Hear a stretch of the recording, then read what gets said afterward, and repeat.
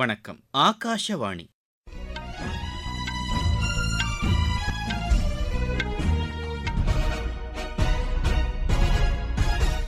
செய்திகள் வாசிப்பவர் மணி துரைசாமி.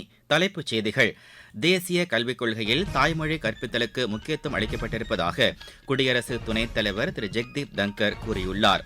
குரங்கு அம்மை பாதிக்கப்பட்ட நாடுகளில் பயணம் மேற்கொண்டு இந்தியா திரும்பிய ஒருவர் அந்நோயினால் பாதிக்கப்பட்டிருக்கக்கூடும் என்ற சந்தேகத்தின் பேரில் தனிமைப்படுத்தப்பட்டிருப்பதாக மத்திய அரசு கூறியுள்ளது. ஜம்மு காஷ்மீர் சட்டப்பேரவைத் தேர்தலுக்கான 10 பேர் கொண்ட மேலும் ஒரு வேட்பாளர் பட்டியலை பிஜேபி வெளியிட்டுள்ளது.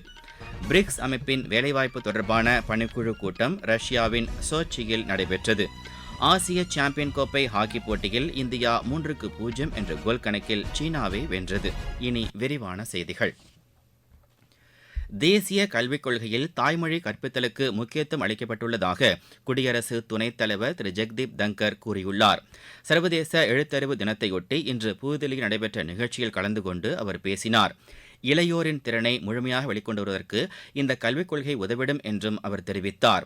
ஒருவருக்கு எழுத்தறிவினை கற்றுத்தர வேண்டும் என்று ஒவ்வொருவரும் இந்நாளில் உறுதி எடுத்துக் கொள்ள வேண்டும் என்றும் அவர் கூறினார்.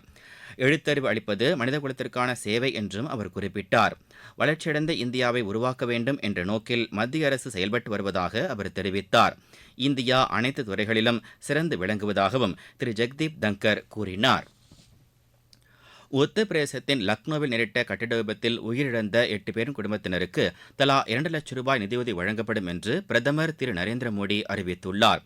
சமூக வலைதளத்தில் இதனை பதிவு செய்துள்ள அவர், இந்த விபத்தில் காயமடைந்தவர்களுக்கு தலா 50,000 ரூபாய் வழங்கப்படும் என்று குறிப்பிட்டுள்ளார். உயிரிழந்தவர்களின் குடும்பத்தினருக்கு ஆழ்ந்த இரங்கலை தெரிவித்துக் கொள்வதாகவும் பிரதமர் கூறியுள்ளார். குரங்கு அம்மை பாதிக்கப்பட்ட நாடுகளில் பயணம் மேற்கொண்டு இந்தியா திரும்பிய ஒருவர் அந்நோயினால் பாதிக்கப்பட்டிருக்கக்கூடும் என்ற சந்தேகத்தின் பேரில் தனிமைப்படுத்தப்பட்டுள்ளதாக மத்திய அரசு கூறியுள்ளது. சம்பந்தப்பட்ட நபரிடமிருந்து இரத்த மாதிரிகள் சேகரிக்கப்பட்டு குரங்கு அம்மை பாதிப்பு உள்ளதா என்பது குறித்து உறுதி செய்யுமாறு ஆய்வகத்திற்கு அனுப்பப்பட்டிருப்பதாக சுகாதாரத்துறையின் செய்திக்குறிப்பு தெரிவிக்கிறது. இதுகுறித்து பொதுமக்கள் எந்தவித அச்சமும் கொள்ள தேவையில்லை என்றும் அந்த செய்திக்குறிப்பில் கேட்டுக் கொள்ளப்பட்டுள்ளது. செயற்கை நுண்ணறிவு மற்றும் தொழில்நுட்பத் துறையில் பிரபலமானவர்கள் தொடர்பான டைம் மேகசின் பட்டியலில் தகவல் ஒலிபரப்புத்துறை அமைச்சர் திரு அஸ்வினி வைஷ்ணவ் இடம்பெற்றுள்ளார். செமி கண்டக்டர் துறையில் அடுத்த 5 ஆண்டுகளுக்குள் முதல் 5 இடங்களுக்குள் இந்தியா இடம்பெறுவதற்கான நடவடிக்கைகளை திரு அஸ்வினி வைஷ்ணவ் மேற்கொண்டு வருவதாக டைம் மேகசின் கூறியுள்ளது. ஜம்மு காஷ்மீர் சட்டப்பேரவைத் தேர்தலுக்கான 10 பேர் கொண்ட மேலும் ஒரு வேட்பாளர் பட்டியலை பிஜேபி வெளியிட்டுள்ளது. இதன்படி கிழக்கு உதம்பூர் தொகுதியில் திரு RS பத்தானியாவும், ஹந்த்வாரா தொகுதியில் திரு குலாம் முகமது மிர்ரும் போட்டியிடுகின்றனர். பந்திப்புரா சட்டப்பேரவை தொகுதியில் திரு நசீர் அகமது லோன் போட்டியிட இருப்பதாக பிஜேபியின் செய்திக்குறிப்பு தெரிவிக்கிறது. இதற்கிடையே 3 கட்டங்களாக நடைபெறவுள்ள ஜம்மு காஷ்மீர் சட்டப்பேரவை தேர்தலுக்கான பிரச்சாரம் தீவிரமடைந்துள்ளது. பிஜேபியை ஆதரித்து அக்கட்சியின் மூத்த தலைவர்களில் ஒருவரும் மத்திய அமைச்சருமான திரு ராஜ்நாத் சிங் ரம்பான் மாவட்டத்தில் தேர்தல் பிரச்சாரம் மேற்கொண்டு பேசினார். ஜம்மு காஷ்மீருக்கான சிறப்பு சட்டப்பிரிவு மீண்டும் கொண்டுவரப்படும் என்று காங்கிரஸ் கூறியிருப்பதை அவர் குறை கூறினார். மத்தியில் பிஜேபி ஆட்சி பொறுப்பில் இருக்கும் வரை இதற்கு சாத்தியமில்லை என்றும் அவர் தெளிவுபடுத்தினார். ஜம்மு காஷ்மீரின் வளர்ச்சியில் பிஜேபி உறுதியுடன் இருப்பதாகவும் அவர் கூறினார். இந்த சட்டப்பேரவை தேர்தலை உலகமே உற்று நோக்குவதாக அவர் தெரிவித்தார். இந்த தேர்தலில் பிஜேபி வெற்றி பெறும் என்றும் அவர் நம்பிக்கை தெரிவித்தார். மத்திய அரசு மேற்கொண்ட நடவடிக்கைகள் காரணமாக ஜம்மு காஷ்மீரில் தீவிரவாதம் ஒடுக்கப்பட்டு சுற்றுலா வளர்ச்சி பெற்றிருப்பதாக திரு ராஜ்நாத் சிங் கூறினார். ஜம்மு காஷ்மீர் சட்டப்பேரவைக்கு முதல் கட்டமாக வரும் 18ஆம் தேதியும், 2ஆம் கட்டமாக 25ஆம் தேதியும், 3வது மற்றும் இறுதிக்கட்டமாக அடுத்த மாதம் 1ஆம் தேதியும் தேர்தல் நடைபெறவுள்ளது. வாக்கு எண்ணிக்கை அடுத்த மாதம் 8ஆம் தேதி மேற்கொள்ளப்படும். திரிணாமுல் காங்கிரஸ் கட்சியைச் சேர்ந்த மாநிலங்களவை உறுப்பினர் திரு ஜவஹர் சிர்கார் தமது பதவியை ராஜினாமா செய்வதாக அறிவித்துள்ளார். இது தொடர்பாக கட்சி தலைவரும் மேற்குவங்க முதலமைச்சருமான செல்வி மம்தா பானர்ஜிக்கு அவர் கடிதம் எழுதியுள்ளார். தமக்கு வாய்ப்பினை வழங்கியதற்காக நன்றி தெரிவித்துக் கொள்வதாக அந்த கடிதத்தில் குறிப்பிட்டுள்ள அவர் கட்சியில் ஊழல் அதிகரித்திருப்பதாக குற்றம் சாட்டியுள்ளார். கொல்கத்தா மருத்துவமனையில் பெண் பயிற்சி மருத்துவர் படுகொலை செய்யப்பட்ட சம்பவம் தொடர்பாக உடனடி நடவடிக்கைகளை எடுக்க ஆளும் திரிணாமுல் காங்கிரஸ் அரசு தவறிவிட்டதாகவும் அவர் அந்த கடிதத்தில் தெரிவித்துள்ளார். அரசில் இருந்து விலகுவதாகவும் திரு ஜவஹர் சிர்கார் கூறியுள்ளார். நீங்கள் கேட்டுக்கொண்டிருப்பது ஆகாஷவாணியின் செய்தி அறிக்கை. புதிய குற்றவியல் சட்டங்களின் சிறப்பு அம்சங்கள் இந்த புதிய சட்டங்கள் நீதியில் மட்டுமே கவனம் செலுத்துகிறதே தவிர தண்டனையில் அல்ல. பயங்கரவாத செயல் வரையறுக்கப்பட்டுள்ளது.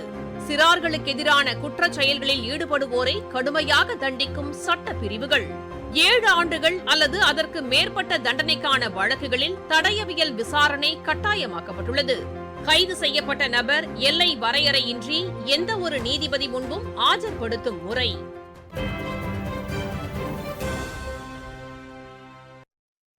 அபுதாபி இளவரசர் ஷேக் காலத் பின் முகமது பின் ஜயத் ஐ நஹியான் 3 நாள் அரசுமுறை பயணமாக புதுதில்லி வந்துள்ளார். விமான நிலையத்தில் மத்திய தொழில் மற்றும் வர்த்தகத்துறை அமைச்சர் திரு பியூஷ் கோயல் அவரை வரவேற்றார். பிரிக்ஸ் அமைப்பின் வேலைவாய்ப்பு தொடர்பான பணிக்குழு கூட்டம் ரஷ்யாவின் சோச்சியில் நடைபெற்றது. இந்தியாவின் சார்பில் தொழிலாளர் மற்றும் வேலைவாய்ப்புத்துறை இணை செயலர் திரு மகேந்திரகுமார் தலைமையிலான குழு இதில் பங்கேற்றது. அமைச்சர்கள் நிலையிலான கூட்டத்தில் இடம்பெற வேண்டிய பிரகடனத்தை இறுதி செய்வது குறித்து இதில் விவாதிக்கப்பட்டது. அமைச்சர்கள் நிலையிலான கூட்டம் நாளையும் நாளை மறுநாளும் நடைபெறவுள்ளது. தேசிய ஊட்டச்சத்து மாதத்தை முன்னிட்டு நாடு முழுவதும் பல்வேறு விழிப்புணர்வு நிகழ்ச்சிகள் நடைபெற்று வருகின்றன. நேற்று வரை 1,79,00,000 நிகழ்ச்சிகள் நடைபெற்றிருப்பதாக மத்திய அரசின் செய்திக்குறிப்பு தெரிவிக்கிறது. தாய்ப்பாலின் அவசியம் குறித்து 20 லட்சத்திற்கும் மேற்பட்ட விழிப்புணர்வு நிகழ்ச்சிகள் நடத்தப்பட்டிருப்பதாக அதில் குறிப்பிடப்பட்டுள்ளது. நாடு முழுவதும் 35 மாநிலங்கள் மற்றும் யூனியன் பிரதேசங்களுக்கு உட்பட்ட 736 மாவட்டங்களில் இந்த விழிப்புணர்வு நிகழ்ச்சிகள் நடத்தப்பட்டு வருகின்றன. ஆந்திர முதலமைச்சர் திரு சந்திரபாபு நாயுடு அம்மாநில ஆளுநர் திரு அப்துல் நசீரை இன்று சந்தித்து பேசினார். விஜயவாடாவில் உள்ள ஆளுநர் மாளிகையில் நடைபெற்ற இந்த சந்திப்பின் போது மழை வெள்ள பாதிப்பு குறித்து முதலமைச்சர் எடுத்துரைத்தார். பாதிக்கப்பட்ட பகுதிகளில் மீட்புப் பணிகள் முழுவீச்சு நடைபெற்று வருவதாகவும் முதலமைச்சர் ஆளுநரிடம் கூறினார். நிவாரணப் பணிகளை திரு சந்திரபாபு நாயுடு நேரடியாக கண்காணித்ததற்காக ஆளுநர் அவருக்கு பாராட்டு தெரிவித்தார். விண்வெளி கொள்கை அறிவிக்கப்பட்ட பிறகு தனியார் பங்களிப்பு அதிகரித்து வருவதாக பாதுகாப்பு ஆராய்ச்சி மற்றும் மேம்பாட்டு நிறுவனத்தின் தலைவர் திரு சமீர் கமா கூறியுள்ளார். செய்தி நிறுவனத்திற்கு அளித்த பேட்டியில் இதனை தெரிவித்த அவர், விண்வெளித்துறையில் புத்தொழில் நிறுவனங்களுக்கு ஏராளமான வாய்ப்புகள் இருப்பதாக குறிப்பிட்டார். எதிர்கால போர்களில் வெற்றி பெறுவதில் தகவல் தொழில்நுட்பம் முக்கிய பங்கு வகிக்கும் என்று திரு சமீர் கமா தெரிவித்தார். சத்தீஸ்கரில் இடிமின்னல் தாக்கியதில் 7 பேர் உயிரிழந்தனர். மொஹத்ரா கிராமத்தில் கனமழை பெய்து கொண்டிருந்த போது மரத்திற்கு கீழே ஒதுங்கியவர்கள் மீது மின்னல் தாக்கியதாக எமது செய்தியாளர் தெரிவிக்கிறார். வங்க கடலில் நிலை கொண்டுள்ள காற்றழுத்த தாழ்வு மண்டலம் மேலும் வலுவடைந்து ஒடிசா மாநிலம் பூரி, மேற்கு வங்கத்தின் திகா இடையே நாளை இரவு கரையை கடக்கக்கூடும் என்று வானிலை ஆய்வு மையம் கூறியுள்ளது. ஒடிஷா மற்றும் ஆந்திர பிரதேச கடலோரப் பகுதிகளில் இன்று அதி கனமழைக்கு வாய்ப்பிருப்பதாக எச்சரிக்கை விடுக்கப்பட்டுள்ளது.